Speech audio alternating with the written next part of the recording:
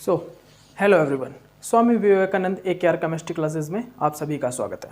तो देखिए भाई, अभी तक मैं जो आपको पिछले वाले लेक्चर में था ये चीज़ बता चुका था कि बोर्स इफेक्ट के मतलब कि 3 प्रोसेसेस होते हैं। ये चीज़ें मतलब कि एक समरी सी, एक ब्रीफ, एक समरी सी मैं दे चुका था आपको कि बोर्स इफेक्ट में हम क्या पढ़ेंगे।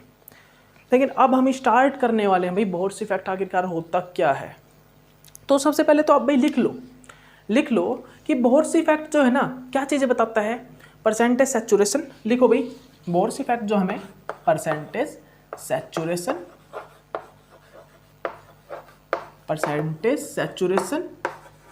कोऑपरेटिविटी इफेक्ट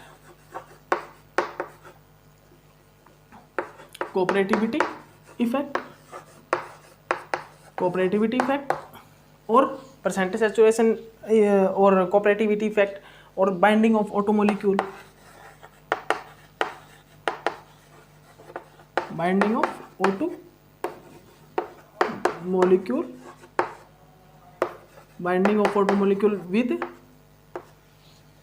विद हीमोग्लोबिन और मायोग्लोबिन।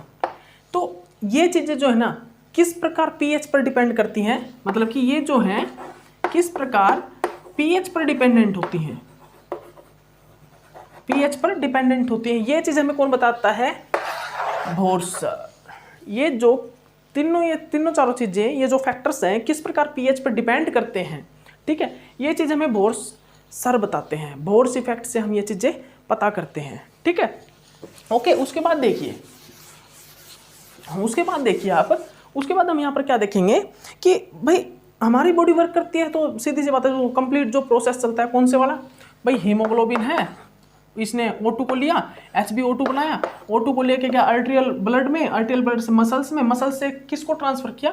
मायोग्लोबिन को, ठीक है। अब फिर उसके बाद क्या बना मायोग्लोबिन O2 बना। मायोग्लोबिन O2 ने क्या किया, और यहाँ पे HbO2 ट्रांसफर करेगा।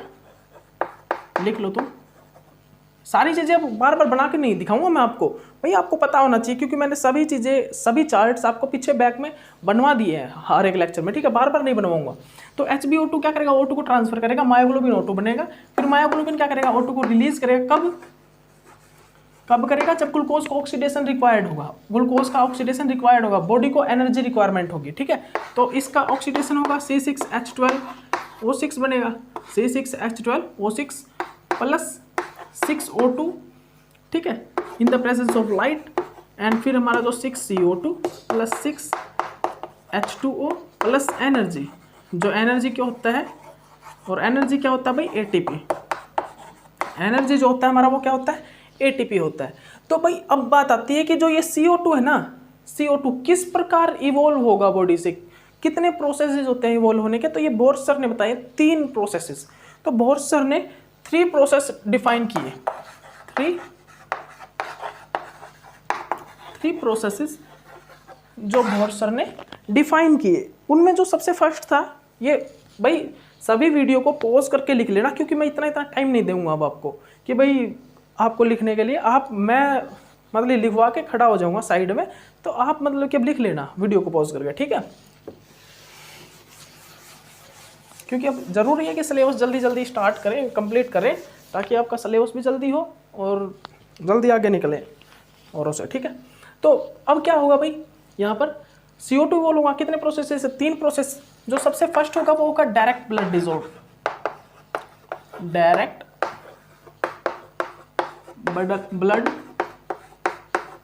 Dissolve process. डायरेक्ट CO2 को ब्लड में डिसॉल्व करवा देंगे। सेकंड जो होगा वो होगा कार्बोनिक एनहाइड्रेज एंजाइम, सेकंड ये होगा। उसके बाद जो थर्ड होगा भाई, थर्ड क्या होगा? जो थर्ड प्रोसेस होगा ना वो क्या होगा बताओ उसके बारे में। Direct blood dissolve, first carbonic anhydrase, उसके बाद जो थर्ड प्रोसेस होगा उसमें कार्ब अमीनो, उसमें जो है कार्ब अमीनो बनेगा। क्या बनेगा भाई? उसमें जो है हमारा जो है क्या बनेगा भाई? कार्ब अमीनो बनेगा। और कार्ब अमीनो से क्या, उसमें क्या होगा? उसमें जो है हमारा कार्ब अमीनो बनेगा, और कार्ब अमीनो से डायरेक्ट CO2 लंग्स के मतलब कि ब्लड में डिजोल्व होके लंग्स से बाहर निकल जाएगा। तो अब एक चीज़ और देख लीजिए, एक मिनट रुको, ये भाई इनका ये भी पंगा रहता है ना।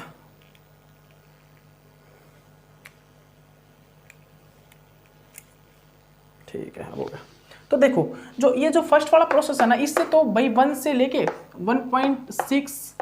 1.8% CO2 जो बाहर निकलता है, इस वाले से 80-85% CO2, सबसे ज़्यादा जो मैक्सिमम CO2 बाहर निकलता है वो इस चीज़ से निकलता है, ठीक है, लंग्स के थ्रू, ठीक है। कार्बामिनों से जो यहाँ से 10 से 12% से 13%, मतलब कि 10 से 13% तक बोल सकते हैं हम, इतना परसेंट CO2 इवोल्व होता है, ठीक है, 10 से 13% CO2 इवोल्व होता है, बाहर निकलता है, ठीक है। तो अब हम इस चीज़ को डिफाइन करेंगे प्रोसेसेस से, किस प्रकार, देखिए किस प्रकार बताएंगे, ये देखिए आप, अब देखिए आप लिख लो, सारी चीज़ें लिखते रहो। सबसे फर्स्ट प्रोसेस है भाई, वो जो सबसे फर्स्ट प्रोसेस है वो तो डायरेक्टली तुम लिख सकते हो क्या, कि भाई CO2 जैसे ही निकलेगा ना, CO2 जैसे ही बने ग्लूकोज का ऑक्सीडेशन होके, वैसे CO2 डायरेक्ट ब्लड में डिजोल्व हो जाएगा, डायरेक्ट ब्लड में डिजोल्व होके किसमें, RBC हीमोग्लोबिन में बोल सकते हो तुम, हीमोग्लोबिन में direct blood direct CO2 haemoglobin dissolve होके लंग्स के थ्रू बाहर निकल जाएगा, इवोल्व हो जाएगा CO2। एक तो ये चीज़ हम बोल सकते हैं इसके अंदर, ठीक है। ये तो था मतलब कि इस प्रोसेस से ना ओनली 1.2 से 1.8% या 1.6% तक ये CO2 इवोल्व होता है। तो ये तो बहुत कम है भाई, ये तो बहुत कम है। ये तो मतलब कि प्लांट्स की जो रिक्वायरमेंट होती है ना, उसके वो तो एक प्लांट्स का तो CO2 एक प्रकार से क्या है, फूड है, वो तो CO2 को ऑब्जर्व करते हैं, ठीक है। CO2 से तो खुद का ग्लूकोज बनाएंगे वो, ठीक है। तो अब भाई ये तो दिक्कत होगी, तो ये यहाँ पर तो हम मानो जो 1.2 से 1.8% ही CO2 को इवॉल्व कर रहे हैं। उसके बाद अदर प्रोसेसेस जो बॉडी में चलते हैं वो देखिए भाई। इसके बाद जो है हमारे कुछ अदर प्रोसेसेस होते हैं, ठीक है, जिनमें सबसे बेस्ट प्रोसेस होता है वो कार्बोनिक एनहाइड्रेज का होता है। सबसे बेस्ट जो प्रोसेस होता है वो कौन सा होता है भाई, carbonic anhydrase, carbonic anhydrase enzymes. अब भाई यहाँ पर क्या है, जो कार्बोनिक एनहाइड्रेज एंजाइम्स हैं उसमें क्या हो भाई, तुमको पता है हीमोग्लोबिन जो O2 को बाइंड करके रखता है वो ट्रांसफर करता है मायोग्लोबिन को, और मायोग्लोबिन क्या बनाता है, O2, और O2 ये रिलीज करता है कब, ये कब रिलीज करता है भाई O2 को मायोग्लोबिन, जब ऑक्सीडेशन करवाना होता है किस चीज़ का, ग्लूकोज का, C6H12O6 का ऑक्सीडेशन करवाना होता है, CO2, जब हमारी बॉडी को एनर्जी रिक्वायरमेंट होता है। तो यहाँ पे क्या होता है, CO2 निकलता है ना, क्या निकलता है, CO2। ये कंप्लीट जो डायग्राम है कार्बोनिक एनहाइड्रेज का, कार्बोनिक एनहाइड्रेज वाला है, जो वो कंप्लीट जो चार्ट है ना, हीमोग्लोबिन मतलब कि बॉडी वर्क करती है, फिजिकली एनर्जी रिक्वायरमेंट होता है, फिजिकली बॉडी वर्क, फिर सेकंड एनर्जी रिक्वायरमेंट, फिर रेस्पिरेटरी सिस्टम जो लंग्स है वो बाहर से O2 लेंगे, हीमोग्लोबिन जो O2 को टेक्स मतलब O2 के साथ बाइंड करेगा, फिर हीमोग्लोबिन आर्टेरियल ब्लड से मसल से फिर ऑक्सीजन रिलीज करेगा, मायोग्लोबिन लेगा।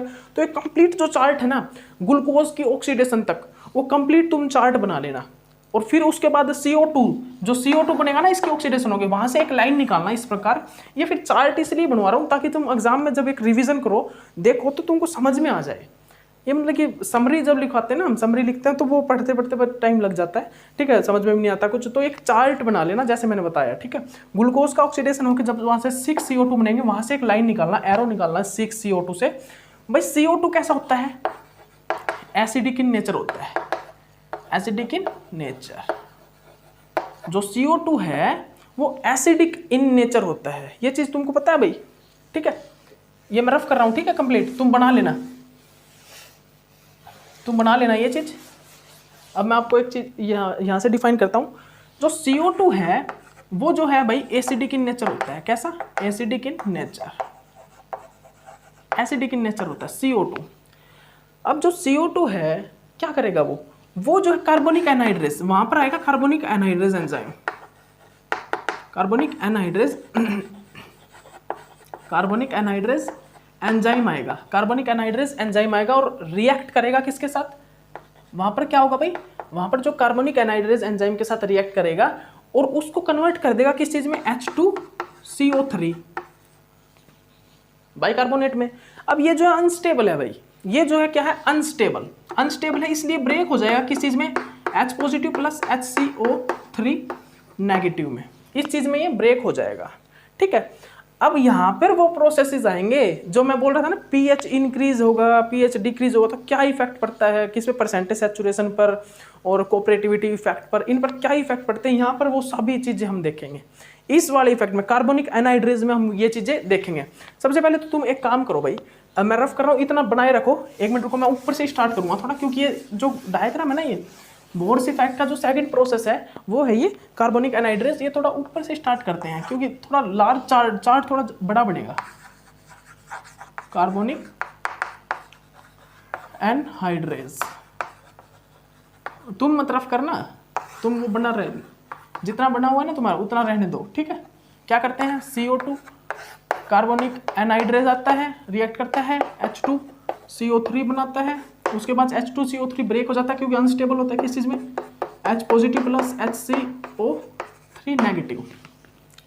अब यहाँ पर भाई क्या होगा, देखना आप, यहाँ पर क्या होगा भाई, यहाँ पर जो अब आएगा हमारा हीमोग्लोबिन, हीमोग्लोबिन आएगा, वहाँ पर ग्लोबिन प्रोटीन में से क्या आएगा, NH2 अमाइड ग्रुप आएगा, यहाँ पर HbNH2, ठीक है।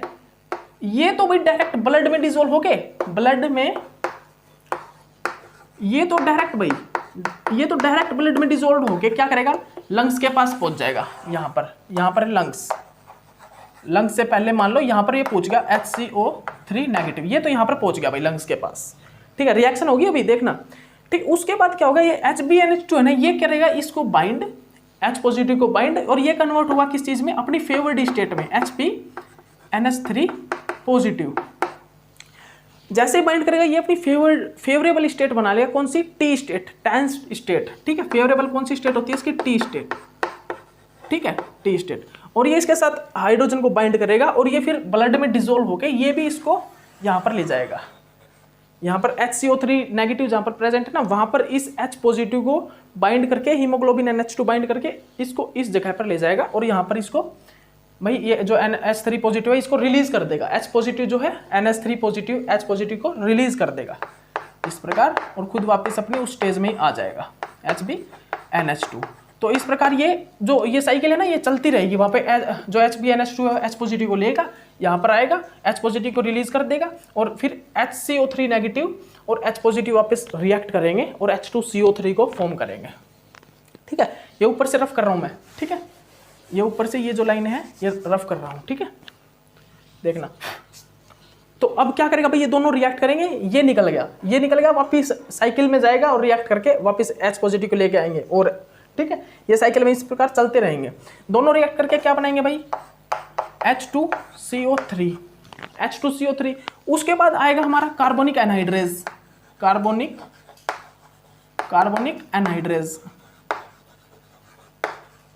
Anhydrase enzyme. वो कार्बोनिक एनहाइड्रेज एंजाइम इसके साथ अगेन रिएक्ट करेगा और इसको ब्रेक करवा देगा किस चीज में, H2O प्लस CO2।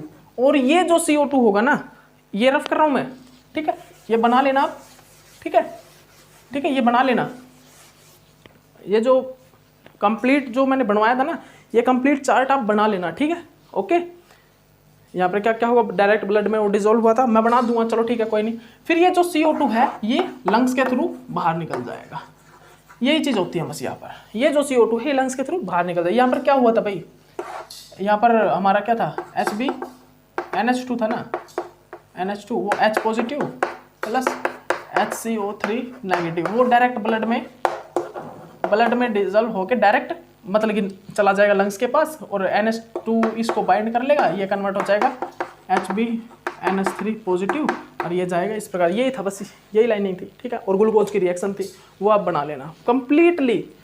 सुन लो दोबारा, ये जो कार्बोनिक एनहाइड्रेज वाला बनाया ना मैंने, कंप्लीट बॉडी फिजिकली वर्क करती है, एनर्जी रिक्वायरमेंट होती है, रेस्पिरेटरी सिस्टम लंग्स लेता है, मतलब ऑक्सीजन को लेता है। उसके बाद HbO2 आर्टेरियल ब्लड में, मसल्स में जाके मतलब कि H2O2 ऑक्सीजन को रिलीज कर देता है, मायोग्लोबिन रहता है, मायोग्लोबिन ऑक्सीजन को फिर रिलीज कब करता है, जब ग्लूकोज की ऑक्सीडेशन होती है। ग्लूकोज की ऑक्सीडेशन होकर CO2 निकलता है, उस CO2 से मैंने एक लाइन निकाली, एरो निकाला भाई। CO2 एसिडिक इन नेचर होता है, ठीक है। CO2 कैसा होता है, CO2 जो है एसिडिक इन, वो बना रखा था मैंने, CO2 एसिडिक इन नेचर होता है। तो उसको कार्बोनिक एनहाइड्रेज से रिएक्ट करवाएंगे, वो H2CO3 में कन्वर्ट हो जाएगा, क्या, CO2। और वो H2CO3 होता है अनस्टेबल फॉर्म, तो अनस्टेबल होने के कारण वो H पॉजिटिव प्लस CO2 में H पॉजिटिव प्लस HCO3 में negative, H positive plus HCO3 negative में ब्रेक हो जाएगा। फिर जो है H पॉजिटिव को तो HBNH2 अपने साथ बाइंड करवा के और अपनी फेवरेबल स्टेट बना के टी स्टेट अपने ऊपर ले जाएगा और H को रिलीज कर देगा, ठीक है। उसके बाद वापस साइकिल में आके दोबारा H पॉजिटिव को बाइंड करवा के ले जाएगा, ठीक है। उसी प्रकार HCO3 नेगेटिव में जो डायरेक्ट ब्लड में डिजल्व होके HCO3 नेगेटिव वो यहाँ पर लंग्स के पास पहुंच के दोनों रिएक्ट करके H2CO3 बनाएंगे। फिर H2CO3 से कार्बोनिक एनहाइड्रेज रिएक्ट करेगा, फिर हमारा जो H2O प्लस CO2 बनेगा और जो CO2 लंग्स के थ्रू इवॉल्व हो जाएगा। तो इस प्रोसेस से भाई 85% CO2 इवॉल्व होता है, सबसे ज़्यादा। भाई क्वेश्चन आएगा अगर हमारे नेट जेआरएफ में कहीं पे गेट में MSc में एंट्रेंस वगैरह में और टिफर एग्जाम में, तो सबसे ज़्यादा जो CO2 इवॉल्व होता है कार्बोनिक एनहाइड्रेज प्रोसेस से होता है, ठीक है। ओके, तो चलिए, ठीक है भाई, वीडियो को पॉज करके बना लेना, ठीक है। ज़्यादा लेट नहीं करने वाले, अब हम थोड़ा सा स्पीड को इंक्रीज करेंगे, ठीक है। ओके,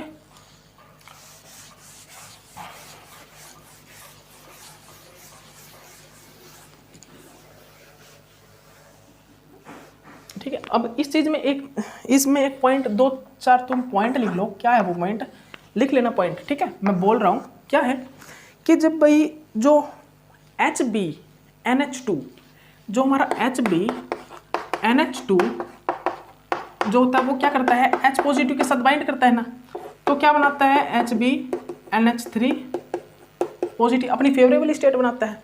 तो ये जो फेवरेबल स्टेट टी स्टेट होती है ना, टेंस्ड स्टेट, ये फॉर्म होने का एक बेनिफिट होता है क्या, इस स्टेट का, इस फेवरेबल स्टेट के फॉर्मेशन होने का एक बेनिफिट क्या हो जाता है कि उसके बाद ये इजी टू इजी ऑक्सीजन को लूज कर सकता है, रिमूव कर सकता है, इजीली डिसोसिएट कर सकता है। तो इसी कारण हम बोलते हैं क्या, फेवरेबल टी स्टेट जितनी ज़्यादा बनेगी, इसी कारण हम बोलते हैं कि परसेंटेज सैचुरेशन उतना ही कम होगा। क्या मैंने आपको बताया था ना, बोर्स इफेक्ट हमको सब कुछ बताएगा, परसेंटेज सैचुरेशन, कोऑपरेटिविटी इफेक्ट और बाइंडिंग ऑफ टू मॉलिक्यूल सब कुछ बताएगा। तो यहाँ पर ही तो बताएगा जो HbNH2 H पॉजिटिव के साथ बाइंड करेगा, HbNH3 बनेगा। तो ये फेवरेबल टी स्टेट बना रहा है ना अपने टी स्टेट। और टी स्टेट के साथ क्या होता है, टी स्टेट के साथ क्या होता है भाई, टी स्टेट के साथ उतना ही मुश्किल से, उतनी डिफिकल्टी होती है ऑक्सीजन को बाइंड करने के लिए, बाइंड होने के लिए, ठीक है। तो वहाँ पर क्या होगा, परसेंटेज सैचुरेशन कम होगा, क्योंकि वहाँ पर ऑक्सीजन की बाइंडिंग कम होगी, ठीक है। वहाँ पर fraction of photo molecule with haemoglobin myoglobin कम होगा, जहाँ पर हीमोग्लोबिन NH2 ज़्यादा H पॉजिटिव को बाइंड करवाएगा। तो pH का क्या इफेक्ट पड़ा भाई यहाँ पर, अगर pH हाई है तो मतलब कि बेसिक अमाउंट हाई है, मतलब कि H पॉजिटिव कंसेंट्रेशन लो है। तो H पॉजिटिव कंसेंट्रेशन लो होगी ना, तो NH2 को उतने ही कम H पॉजिटिव मिलेंगे और वो उतनी कम अपनी फेवरेबल टी स्टेट की फॉर्मेशन करेगा। जितनी कम फेवरेबल टी स्टेट फॉर्म होगी उतना ही ज़्यादा ऑक्सीजन बाइंड कर पाएगा, उतना ही ज़्यादा ऑक्सीजन बाइंड कर पाएगा, मतलब कि परसेंटेज सैचुरेशन उतना ही ज़्यादा होगा, बाइंडिंग ऑफ टू मॉलिक्यूल उतना ही ज़्यादा होगा, ठीक है। और कोऑपरेटिविटी इफेक्ट पर भी तुम देख सकते हो भाई, कोऑपरेटिविटी इफेक्ट में सबसे ज़्यादा वैल्यू किसकी होगी, जब pH वैल्यू क्या होगी, pH वैल्यू हाई होगी। pH वैल्यू हाई होगी तो कोऑपरेटिविटी इफेक्ट वैल्यू हाई होगी, मतलब कि हाई, ठीक है। जैसे कि फर्स्ट वाला हम देखें, फर्स्ट यूनिट देखें, सेकेंड यूनिट देखें हीमोग्लोबिन में, थर्ड यूनिट देखें, फोर्थ यूनिट देखें, तो सबसे ज़्यादा मतलब कि जो कोऑपरेटिविटी इफेक्ट में देखें वैल्यू इसकी है, क्योंकि यहाँ पर जो oxygen easy to easy bind, easily bind कर जा रही है। तो कोऑपरेटिविटी इफेक्ट बताता है कि हमारा परसेंटेज सैचुरेशन किस में सबसे ज़्यादा होगा, ठीक है। किस प्रकार pH पर डिपेंडेंट होते हैं ये pH, cooperativity effect, binding of two molecule, percentage saturation, ठीक है। ओके, उसके बाद क्या होता है भाई, उसके बाद हम क्या देखते हैं, pH की वैल्यू अगर लो कर देंगे तो हाइड्रोजन कंसेंट्रेशन हाई हो जाएगी, उतना ही ज़्यादा इसको H पॉजिटिव मिलेगा, उतनी फेवरेबल टी स्टेट बनाएगा। टी स्टेट जितनी फेवरेबल बनेगी ना, उतनी डिफिकल्टी होगी ऑक्सीजन को उसके ऊपर बाइंड करने में, ठीक है। और ऑक्सीजन जितना डिफिकल्टी महसूस करेगा ना बाइंड होने में, उतना ही कम परसेंटेज सैचुरेशन होगा। तो यही कारण था कि pH 1 हाई था ना, तो उसका परसेंटेज सैचुरेशन हाई था देन pH 2 वाले से, ठीक है। यही कारण था, pH high time concentration H positive कम था, यही मतलब कि कारण थे, ठीक है।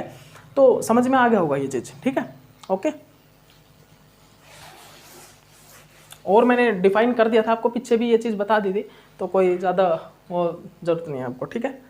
तो बता दिया ना कि जितनी फेवरेबल टी स्टेट बनाएगा उतनी ईजिली हम O2 को रिलीज कर पाएंगे, ठीक है। ओके,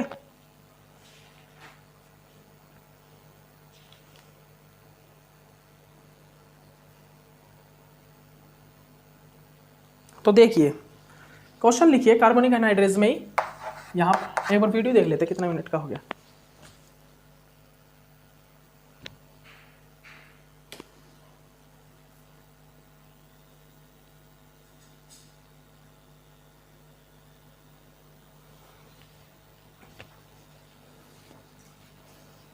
थोड़ा सा वीडियो लगा मेरे को, मतलब कि थोड़ा ब्लर था, तो वो तुम देख लेना भाई, थोड़ा ब्लर। मैं वैसे तो मैंने बड़े ही लिखवाया सब कुछ, ज़्यादा छोटा कुछ भी नहीं लिखवाया, ठीक है। तो क्वेश्चन देखिए, इसके कारण क्या होगा भाई, कुछ इफेक्ट भी तो पड़ेगा कि, तो भाई देखिए हमारे पास 100 O2 मॉलिक्यूल है और पीएच कैसा है भाई, पीएच है लो, तो कितने O2 मॉलिक्यूल हम बाहर निकाल सकते हैं और कितने O2 मॉलिक्यूल बाइंड होंगे।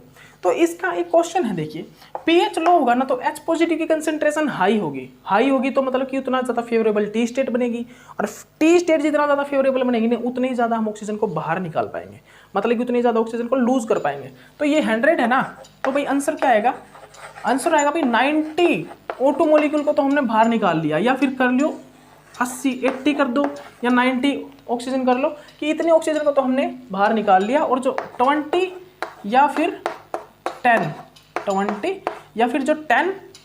O2 मॉलिक्यूल होंगे वो बाइंड कर गए, ठीक है। उसके बाद लिखो अगर pH हाई होगा तो क्या होगा, अगर pH हाई होगा तो क्या होगा भाई, तो सुनो, जैसे ही pH हाई होगा ना, pH क्या होगा, हाई होगा, तो भाई H पॉजिटिव की कंसेंट्रेशन क्या होगी, H पॉजिटिव की जो कंसेंट्रेशन होगी वो क्या होगा भाई, इसमें वो हो जाएगी लो, और वहाँ पर फेवरेबल टी स्टेट उतना ही कम बनेगी, जितना कम बनेगी ना तो उतना ही ऑक्सीजन बाइंड कर जाएगा, उतना ज़्यादा परसेंटेज सैचुरेशन होगा, परसेंटेज सैचुरेशन हाई होगा तो ऑक्सीजन कम बाहर आ पाएगा, क्योंकि सारा का सारा ऑक्सीजन तो बाइंड हो जाएगा, ठीक है। तो यहाँ पर जो है मान लो 90 से 80 या फिर लिख लो 80 to 90 O2 मॉलिक्यूल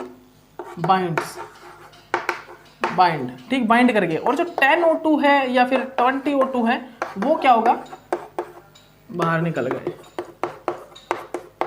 आउटकम बाहर निकल गए, ठीक है। तो ये था भाई, ये क्वेश्चन था एक प्रकार से जनरेट, उसके अकॉर्डिंग जो हमने पीछे डिफाइन की ना कार्बोनिक एनहाइड्रेज से किस प्रकार पीएच पर डिपेंडेंट करते हैं, ठीक है। ओके, जो कार्बोनिक एनहाइड्रेज से जो बोर्स इफेक्ट ने बताया भाई पीएच पर किस प्रकार डिपेंड करता है, percentage saturation, cooperativity effect, binding of photo molecule. तो हमने कार्बोनिक एनहाइड्रेज से सारी चीज़ आपको डिफाइन कर दी। मैंने बताया था ना बोर्स इफेक्ट इस प्रकार इन तीनों प्रोसेस से ये चीज़ें डिफाइन करेंगे, ठीक है। ओके, तो ये जो कार्बोनिक एनहाइड्रेज वाला प्रोसेस था ना, इसमें ये तीनों चीज़ें आ गई, कोऑपरेटिविटी इफेक्ट भी आ गया। भाई कोऑपरेटिविटी इफेक्ट क्यों आ गया, कैसे आ गया, कि जितना ज़्यादा फेवरेबल टी स्टेट बनेगा उतना कम उसके साथ ऑक्सीजन बाइंड करेगा। तो यहाँ पर हम देख सकते हैं कि 4 यूनिट है हीमोग्लोबिन में, ठीक है, 4 यूनिट है ना, और जितना ज़्यादा पीएच होगा उतना ही ज़्यादा मतलब कि उसके साथ H पॉजिटिव चारों यूनिट के साथ कनेक्ट होगा, NH2 के साथ, HbNH2 के साथ, और उतना ज़्यादा वो फेवरेबल टी स्टेट बनाएगा तो उतना ही कम उसके साथ ऑक्सीजन बाइंड करेगा, ठीक है। ये कोऑपरेटिविटी इफेक्ट ही तो आ गया यहाँ पर। फिर हम देख सकते हैं कि मान लो फर्स्ट यूनिट है, उस फर्स्ट यूनिट के साथ मैक्सिमम H पॉजिटिव कनेक्ट हो रहे हैं, ठीक है, तो उसमें बहुत ज़्यादा डिफिकल्टी महसूस होगी। सेकंड यूनिट के साथ भी H पॉजिटिव हाई कनेक्ट्स हैं, तो मतलब उससे यहाँ ये रिलैक्स हो गई, ये तो रिलैक्स होगी फर्स्ट यूनिट, और जो सेकंड यूनिट है उस पर थोड़ा मतलब कि डिफिकल्टी तो होगी, ठीक है, लेकिन इससे कम डिफिकल्टी होगी ऑक्सीजन बाइंड करने में। लेकिन मेरा सारा ओवरऑल कहने का मतलब यही है कि पीएच हाई करने पर हाई H पॉजिटिव की कंसंट्रेशन होगी और थोड़ा डिफिकल्टी महसूस होगी, ठीक है, ऑक्सीजन को बाइंड होने में। देन पीएच हाई होगा उस टाइम पर, पीएच हाई पर H पॉजिटिव कंसंट्रेशन लो होती है ना, इस कारण, ठीक है, और पीएच लो पर H पॉजिटिव कंसंट्रेशन हाई होते हैं, ठीक है। ओवरऑल मतलब कि मेरे ख्याल से तुम समझ गए होगे, ठीक है। ओके, उसके बाद देखिए जो थर्ड प्रोसेस है, उसके बाद देखो भाई जो थर्ड प्रोसेस है वो क्या है। जो थर्ड प्रोसेस है, थर्ड प्रोसेस होता है भाई कार्ब अमीनो वाला। कौन सा, कार्ब अमीनो, कार्ब अमीनो। अब ये जो कार्ब अमीनो वाला प्रोसेस है ना, ये कार्ब अमीनो, इसमें क्या होता है HbNH2 जो डायरेक्ट CO2 के साथ रिएक्ट करके HbNH CO2 बना लेता है, CO2 बना लेता है, ये कार्ब अमीनो होता है। ये क्या होता है भाई, कार्ब अमीनो, ये होता है कार्ब अमीनो। और ये कार्ब अमीनो डायरेक्ट ब्लड में डिजोल्व होके CO2 को बाहर निकाल देता है लंग्स के थ्रू। ठीक है, इस प्रोसेस से जो निकलता है 10 से 13% या 10 से 12% CO2 इवोल्व होता है। ठीक है, ये थर्ड प्रोसेस था। ये कौन सा था? थर्ड प्रोसेस था। ठीक है,